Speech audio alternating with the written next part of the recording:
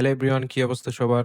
স্বাগতম আবারও আমার HTML বাংলা টিউটোরিয়াল সিরিজে। আগের ভিডিওতে আমরা কি শিখেছিলাম? HTML হেডিং এবং HTML প্যারাগ্রাফ। আজকের ভিডিওতে আমরা কি শিখব? HTML লিঙ্ক এবং HTML ইমেজ। প্রথমেই আসা যাক HTML লিঙ্ক কি? লিঙ্ক ব্যবহার করা হয় এক পেজ থেকে অন্য পেজে যাওয়ার জন্য, ওয়েবসাইট থেকে অন্য ওয়েবসাইটে যাওয়ার জন্য। HTML এ লিঙ্ক তৈরি করতে ব্যবহার করা হয় অ্যাঙ্কর ট্যাগ। এখন চলো আমরা লাইভ এক্সাম্পল দেখি। নতুন আরেকটি ফাইল ওপেন করে নিই। এটার নাম দিলাম লিঙ্ক অ্যান্ড image.html। আমরা এটি ভিজুয়াল স্টুডিও কোড দিয়ে ওপেন করি, open with visual studio code, এবং একই সাথে একই পাশে আমরা ক্রোমটি ওপেন করে নিই। আমরা আগের শর্টকাটের মতো করে আমরা টেমপ্লেটটি নিয়ে নিই। চলো প্রথমে আমরা একটি লিঙ্ক তৈরি করি। লিঙ্ক তৈরি করতে অ্যাঙ্কর ট্যাগ ব্যবহার করা হয়। অ্যাঙ্কর ট্যাগের প্রথমেই এ নিয়ে অ্যাঙ্কর ট্যাগটি করতে হয়। তো অ্যাঙ্কর ট্যাগের মধ্যে ধরো আমি এখানে লিখলাম go to Google।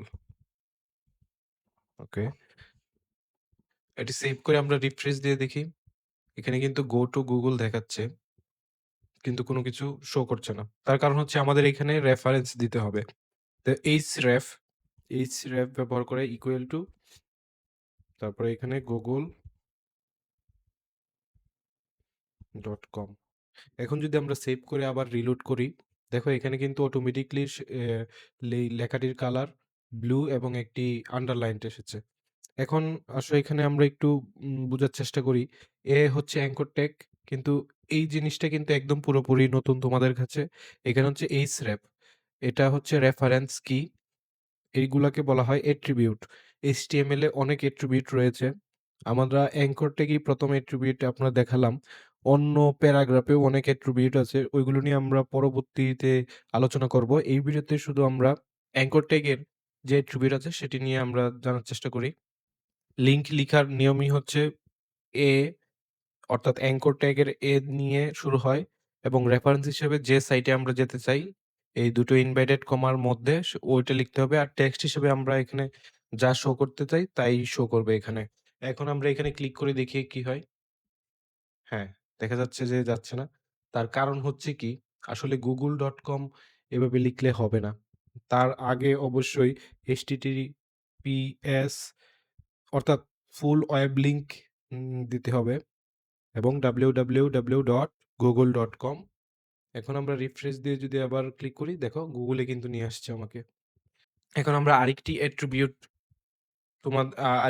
শিখি। ধরো আমরা চাচ্ছি যে এখানে ক্লিক করলে আমার এই ট্যাবটি ওপেনই থাকবে, একটি নতুন আরেকটি ট্যাব ব্রাউজারে ওপেন হবে। সেই বিষয়টি তোমরা কিভাবে করবে?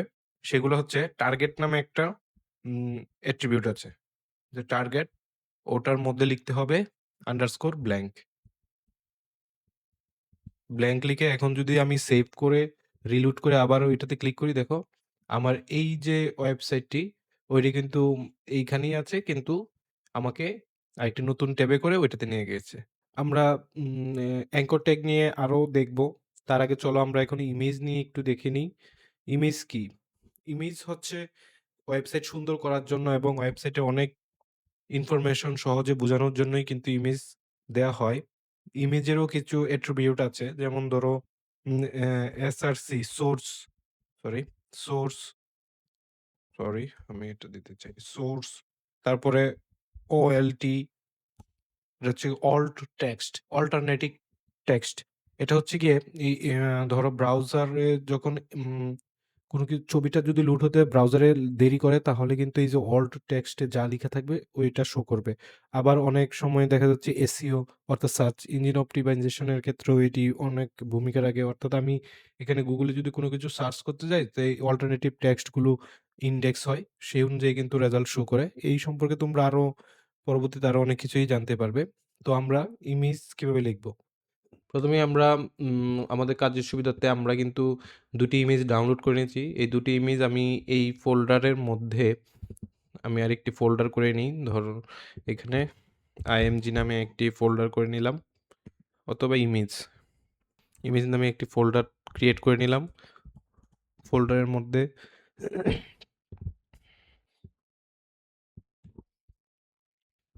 তো আমরা এখন ইমেজের জন্য যে ট্যাগ ব্যবহার করা হয় img ট্যাগ। এই img ট্যাগ কিন্তু কোনো ক্লোজিং নেই। হ্যাঁ? এরকম আরো কিছু ট্যাগ আছে সে সম্পর্কে আরো জানবো। কিন্তু এই যে ইমেজের যে ট্যাগ, ইমেজ এড করার এটা কিন্তু কোনো ক্লোজিং ট্যাগ নেই। তো আমরা ১ম এ সোর্স এড করে নিই। সোর্স তারপরে এইখানে ডট দেখো এখানে কিন্তু Visual Studio Code আমাকে পাথ সাজেশন করতেছে। তো আমি ইমেজের মধ্যে রেখেছিলাম ইমেজ, তারপরে স্ল্যাশ, তারপরে আমি image1.jpg হ্যাঁ, এখানে খুবই ইম্পোর্টেন্ট যে ইমেজটি আমি যে ফরম্যাটেই সেভ করেছি সেই ফরম্যাটেই রাখতে হবে।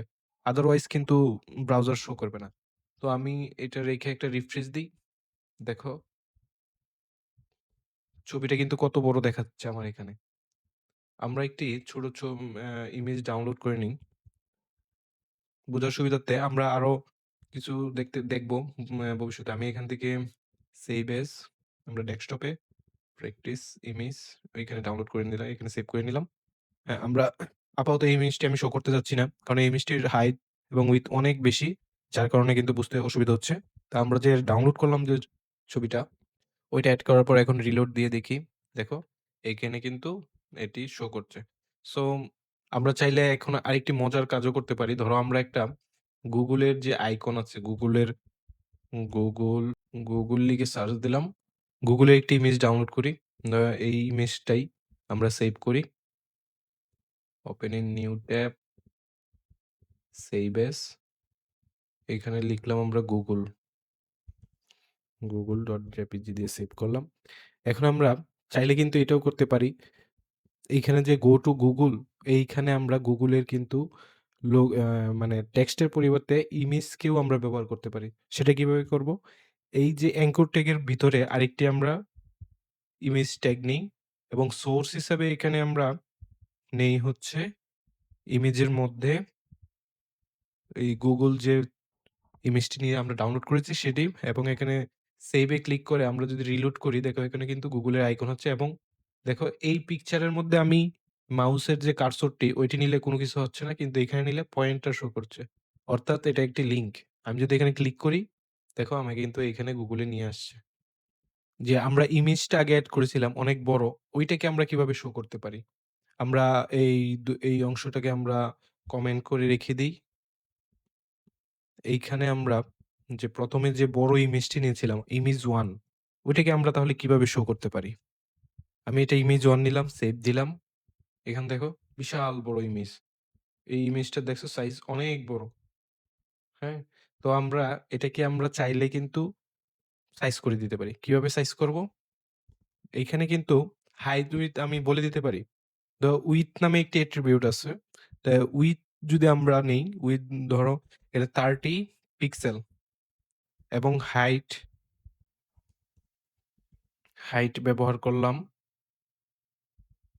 300 পিক্সেল।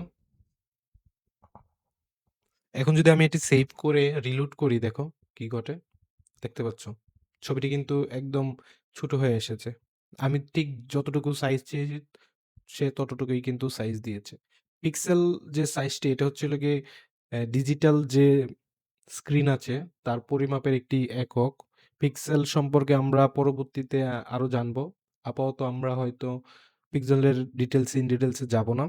আমরা যদি উইডথ টা আরেকটু বাড়িয়ে দেই, দেখো আমি এখানে 500 উইডথ দিলাম।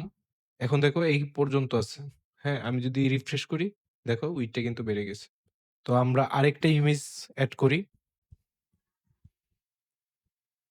কিভাবে এড করব? ১ম এই কিন্তু ডট স্ল্যাশ যদি আমরা কোনো ফোল্ডারের মধ্যে রাখি, হ্যাঁ? যদি কোনো ফোল্ডারের মধ্যে রাখি, আমাকে সেই ফোল্ডারের নামটি দিতে হবে ইমেজ এবং স্ল্যাশ আবার এখন যদি যে ফাইলটির নাম আমরা কি সেটি এড করতে হবে। ইমেজ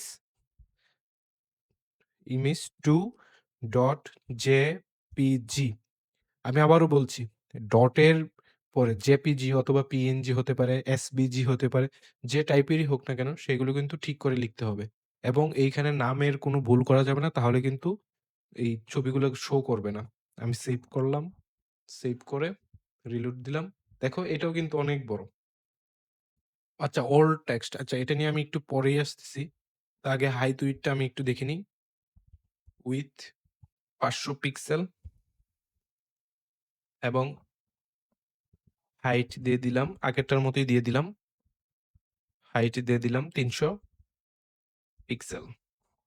এখন সেভ করে যদি রিলোড করি, দেখো। এখন অল্ট টেক্সটে ধরো আমি অল্ট টেক্সটটা একটু বোঝার চেষ্টা করি। এখানে আমি কোড লিখে রাখলাম অথবা কোডিং লিখে রাখলাম। কোডিং, হ্যাঁ? কোডিং লিখে রাখলাম কিন্তু এই টেক্সট তো আমার কোথাও শো করতেছে না। তো আমি ধরো বা কোনো কারণে ইমেজটা ঠিকমতো ব্রাউজারে লোড হচ্ছে না। আমি এখানে কিছু একটা মিস্টেক করলাম। হুম? যদি আমি এখন রিফ্রেশ দিই, দেখো এইখানে কিন্তু এই যে ফটোর যে আইকনটা সেটা কিন্তু ভাঙা এবং আমি যে ওল্ড টেক্সট যেটা লিখেছিলাম এখানে কোডিং ওইভাবেই কিন্তু দেখা যাচ্ছে। অথবা আমি যদি এখানে ল্যাপটপ লিখে রাখি, ল্যাপটপ সেভ দিলাম, রিলোড করে দেখো এখানে কিন্তু ল্যাপটপ আসছে। অর্থাৎ অল্ট টেক্সটটা যদি কোনো কারণে ছবিটার লোড হতে কোনো প্রবলেম হয় তাহলে কিন্তু এই অল্ট টেক্সটটা দেখা যায়। এখন আমি এই যে লিঙ্কটা, হ্যাঁ? এইখানে যদি কোনো কারণে কোনো একটা বানানে যদি তোমার মিস্টেক হয় তাহলে কিন্তু ছবি শো করবে না। অর্থাৎ ইমেজটি শো করবে না। তো এইখানে সবসময়ই সতর্কতার সাথে আমাদেরকে এই কাজগুলো করতে হবে। এখন আরেকটি ইন্টারেস্টিং কাজ করি আমরা। ইন্টারেস্টিং কিরকম? আমরা কিন্তু এর আগে আমাদের কাছে যে ১ম দিন করেছিলাম index.html অথবা হেডিং এর যে আমরা কিন্তু heading A heading and paragraph যে ক্লাসটি আমরা ভিডিওটি দিয়েছিলাম ওইখানে কিন্তু আমরা একটা কোড করে রেখেছিলাম। আমরা ওই যে আগের যে কোডটা ওইটা আমি এই ওয়েবসাইটের মধ্যে লিঙ্ক করতে যাচ্ছি। তো আমি এটা কিভাবে করব? এইখানে আমি অ্যাঙ্কর ট্যাগ নিলাম। হুম? তারপরে এখানে ডট দিয়ে স্ল্যাশ দিব এবং heading and paragraph dot HTML ওইটা লিখব এবং এখানে লিখব হচ্ছে অ্যাবাউট মি। About me. এখন যদি আমি সেভ করি, সেভ করে রিলোড দেই, দেখো এখানে কিন্তু অ্যাবাউট মি আসছে। এখন আমি যদি এটাতে ক্লিক করি তাহলে কি হবে? গেস করো তো? বুম! দেখতে পাচ্ছ যে এখানে ওই ওয়েবসাইটে কিন্তু আমাকে নিয়ে গেছে। এখন আরেকটি কাজ করতে পারি। যে আমি অ্যাবাউট মি তে গেলাম। এখানে আমার হোম একটি লেখা থাকবে। হোমও ক্লিক করলে আবার আমাকে এই পেজে নিয়ে আসবে। ওইটা কিভাবে করব? ওইটা তোমাদের বাড়ির কাজ থাকলো। আশা করি এই কাজটি তোমরা খুব সহজেই করতে পারবে এবং যেহেতু আমরা মাত্রই আমাদের এই সিরিজটি শুরু করেছি, তাই আমরা এত ইন ডেপথ ডিটেইলস এ যাচ্ছি না যাতে বুঝতে অসুবিধা না হয়। আমরা আরো ভিডিওর মাধ্যমে তোমাদেরকে খুব সহজে বোঝানোর চেষ্টা করব। আজকের ভিডিওতে তাহলে আমরা কি শিখলাম? আজকের ভিডিওটাতে শিখলাম HTML লিঙ্ক কি এবং অ্যাঙ্কর ট্যাগের ব্যবহার দেখলাম।